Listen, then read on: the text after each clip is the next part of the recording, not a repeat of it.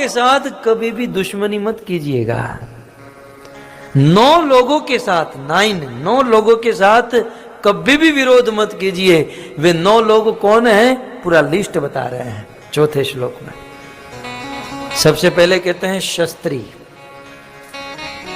यदि किसी के हाथ, वे 9 लोग कौन हैं? पूरा लिस्ट बता रहे हैं 4थे श्लोक में। सबसे पहले कहते हैं शस्त्री। यदि किसी के हाथ में शस्त्र हो और हमारे हाथ में शस्त्र न हो, तो ऐसे शस्त्री के साथ कभी भी विरोध ना करें, क्योंकि वो तो तुरंत घोड़ा दबा देगा। वो शस्त्री कहे कि तुम गधे हो, हाँ भाई गधे हो, क्योंकि गधे को भी बाप बनाना पड़ता है? तो शस्त्री से, चाणक्य पंडित ने नीति शास्त्र में भी लिखा है, शस्त्री प्रमेदी नृपति छठो वैदो धनी कवि बंदी गुणित अति ख्यातम वर्भिन विरुद्धत्यताम। इन लोगों से विरोध नहीं करना चाहिए। आप सब लोग इसे याद रख लीजिएगा। मैंने माता जी को इसलिए आगे बुलाया क्योंकि लास्ट में उनका नाम आ रहा है। तो सबसे पहले शस्त्री, जो जिसके हाथों में शस्त्र हैं उनसे विरोध ना करें, कभी भी चला देगा। दूसरा, मर्मी। कुछ लोग होते हैं जो हमारे साथ बहुत साल बिताते हैं, बहुत समय बिताते हैं मित्रता में, हैं? और मित्रता में क्या होता है, हम हमारा जो मर्म होता है, हम हमारी जो सीक्रेट होते हैं, वो सब कुछ बता देते हैं। तो जो व्यक्ति हमारे साथ रह चुका है और हमारी सीक्रेट जान चुका है, उसे मर्मी कहते हैं। मर्म जानने वाला मर्मी। तो जो हमारा मर्म जानता है, जो हमारा पास्ट जानता है, जो हमारे साथ निकट अंतरंग पार्षद है, उनसे कभी भी विरोध नहीं करना चाहिए, नीति कहती है। मर्म जानने वाला। अब ये मनहर मेरे से कभी विरोध करेगा क्योंकि मर्म जानता हूं उसका, उसके मोबाइल में क्या क्या है मैं सब जानता हूं। मर्मी।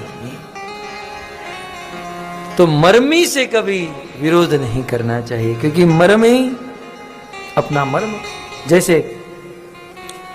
जैसे विभीषण के साथ रावण ने दुश्मनी मोड़ ली और विभीषण ने राम को जाकर बता दिया कि रावण को मारने का एक ही प्लान है, उसके नाभि में अमृत कलश है, उसे सुखाओ तब मरेगा।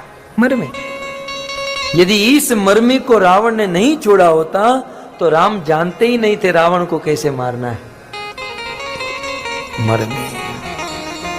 भक्तों, इतिहास में बड़े बड़े राजा बड़े बड़े युद्ध को जीत कर आते थे, पूरी दुनिया के बादशाह होते थे, लेकिन इतिहास के बड़े बड़े राजाओं को गिराया है किसी ने, तो उन्हीं के लोगों ने।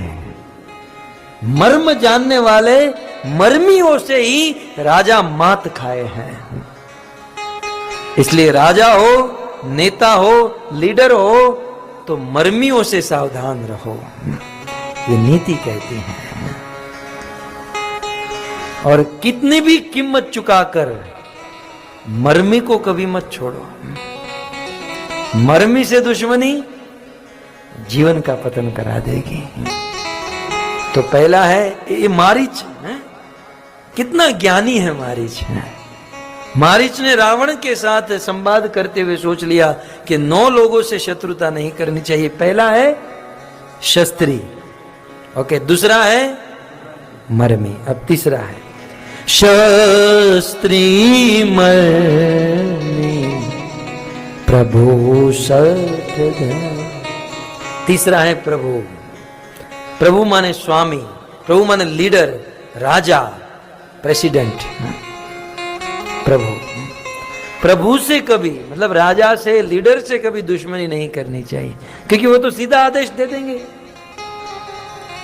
मैंने देखा है कभी कभी छोटे छोटे लोग सत्य के मार्ग पर होते हैं, शुद्ध होते हैं, सब कुछ ठीक होता है, लेकिन राजा से दुश्मनी मोड़ लेते हैं, कभी सुखी नहीं हो पाते हैं। तो नीति कहती है कि प्रभु से, प्रभु माने समर्थ, अर्थात राजा से, समर्थ व्यक्ति से कभी दुश्मनी नहीं करनी चाहिए, वो जीवित नहीं छोड़ेंगे। कितने हुए? 3।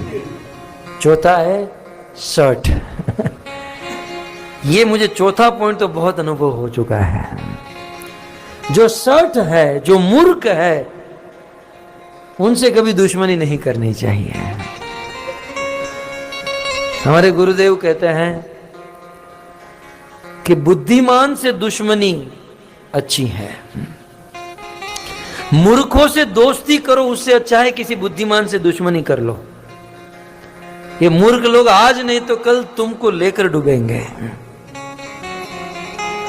तो शर्ट से कभी भी वैर नहीं करना चाहिए, न वैर न दोस्ती। शर्ट से कभी भी कोई नाता नहीं रखना चाहिए, क्योंकि जो शर्ट होते हैं वो अपनी हानि या लाभ स्वयं ही नहीं जानते हैं। वो यही नहीं समझ पाते कि इसमें मुझे हानि है या लाभ है, लॉस है या प्रॉफिट है।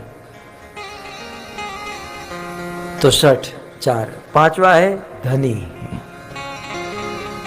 धनी के साथ कभी पंगा नहीं लेना चाहिए। यदि चैन से जीना चाहते हो, शांति से भजन करना चाहते हो, तो धनी से कभी भी दुश्मनी नहीं मोड़नी चाहिए, क्योंकि धनी धन देकर खरीद लेगा, कानून को खरीद लेगा, सबको खरीद लेगा। तो धनी से दुश्मनी ना करें। और जब समाज में जब झगड़ा होता है तो लोग धनी का ही सपोर्ट करते हैं, धनी के ही पक्ष में चले जाते हैं। वो तो खरीद सकते हैं आदमी को। तो धनी से कितने हुए? 5 हुए। शस्त्री में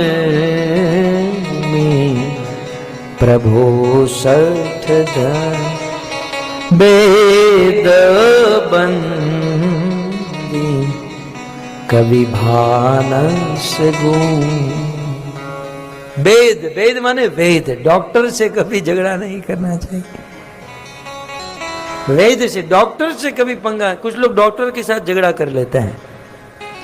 मान लो किसी हॉस्पिटल में आपको एडमिट किए और फिर जब वहाँ से छुट्टी मिल रही है तो पैसे कम कराते हैं और फिर कहते हैं हमारे पास कम है, ऐसा वैसा है।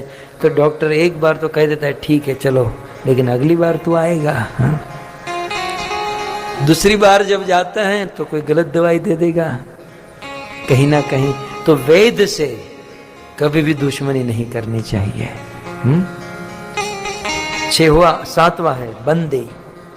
बंदी माने बंदी, मागध, चारण, भाट, ये जो होते ना। अब आप कहोगे आजकल बंदीगण कहाँ मिलते हैं? आजकल तो बंदीगण बहुत लोग हो चुके हैं, न्यूज़पेपर की जरूरत कहाँ है। यहाँ पर कुछ बात हुई सीधे पूरे पुकेट में पता चल जाएगी। इसे बंदी कहते हैं। बंदी, सूत, मागध, बंदीगण जो होते ना, कि यहाँ की बात वहाँ, वहाँ की बात वहाँ, और उसमें भी अपना मिर्च मसाला थोड़ा सा डालकर सजा धजा कर हैं सब जगह पर। तो ऐसे जिसका ऐसा स्वभाव होता है कि दूसरों को बात करने का, यहाँ की बात वहाँ करने का, उससे कभी भी शत्रुता नहीं करनी चाहिए। ठीक है। 7। 8वां है कवि। कवि से कभी दुश्मनी नहीं करनी चाहिए। कवि जो है संसार में अपकीर्ति फैला देंगे। कवि से कभी दुश्मनी नहीं करनी चाहिए। कवियों में आप वक्ता को समझ सकते हो। कवियों में थोड़े बहुत वक्ता आ जाते हैं। किसी वक्ता से दुश्मनी कर ली तो माइक तो उसके पास ही है, वो तो जहां जाएगा वहां बोलता रहेगा, है ना। तो कवियों से दुश्मनी नहीं करनी चाहिए। 8 और 9वां है भानस गुनी। भोजन बनाने वाले से कभी दुश्मनी नहीं करनी चाहिए। भानस गुनी, भानस गुनी अर्थात पाकशाला। अमर कोश में भोजन बनाने वाले के लिए, लाल बाबू आए ना, भोजन बनाने वाले के लिए 7 शब्द का इस्तेमाल हुआ है। जैसे हम कुक कहते हैं ना, इंग्लिश में कुक कहते हैं, और हिंदी में क्या कहते हैं? रसोइया, महाराज। है? तो इसके एग्जैक्टली संस्कृत में क्या कहते हैं? सूपकार। एक सूपकार, दूसरा है बलू, तीसरा है आरालिक, चौथा है आंधसिक, पांचवा है सूद, छठा है औदनिक और सातवां है गुण। तो भानस गुणी माने भोजन पकाने वाला। भोजन पकाने वाले से कभी शत्रुता नहीं करनी चाहिए, फिर चाहे पत्नी हो चाहे कोई बाहर का हो। अब पत्नी से दुश्मनी की तो बैंगन की सब्जी ही बनेगी या करेले की सब्जी बनेगी। तो इस प्रकार से मारीच अपने मन में सोचता है कि 9 लोगों से दुश्मनी करना ठीक नहीं।